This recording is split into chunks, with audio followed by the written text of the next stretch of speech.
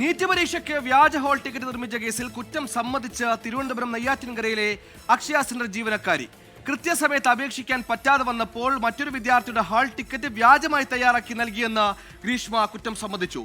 നെയ്യാറ്റിൻകര അക്ഷയ സെന്ററിൽ പോലീസ് തെളിവെടുപ്പ് നടത്തി പ്രതിയെ പത്തനംതിട്ടയിലേക്ക് കൊണ്ടുപോകും.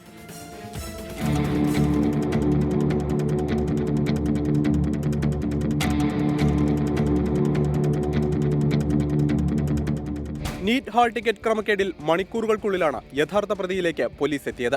പത്തനംതിട്ട പോലീസ് നെയ്യാറ്റിൻകരയിലെത്തി നടത്തിയ ചോദ്യം ചെയ്യലിൽ ജീവനക്കാരി ഗ്രീഷ്മ കുറ്റം സമ്മതിച്ചു. പത്തനംതിട്ടയിൽ പരീക്ഷ എഴുതാൻ എത്തിയ വിദ്യാർത്ഥിയുടെ അമ്മ നീറ്റ് പരീക്ഷയ്ക്ക് രജിസ്റ്റർ ചെയ്യാൻ തന്നെ ചുമതലപ്പെടുത്തി. പണവും നൽകി.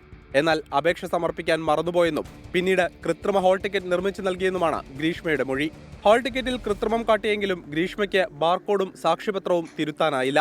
ഗ്രീഷ്മയെ നെയ്യാറ്റിൻകരയിലെ അക്ഷയ സെന്ററിലെത്തിച്ച് പോലീസ് തെളിവെടുത്തു. പത്തനംതിട്ടയിൽ കൊണ്ടുവന്ന ശേഷം അറസ്റ്റ് രേഖപ്പെടുത്താനാണ് പോലീസ് തീരുമാനം. നിലവിൽ പോലീസ് കസ്റ്റഡിയിലുള്ള വിദ്യാർത്ഥിയെയും അമ്മയെയും നടപടികൾ പൂർത്തിയാക്കിയ ശേഷം വിട്ടയക്കും.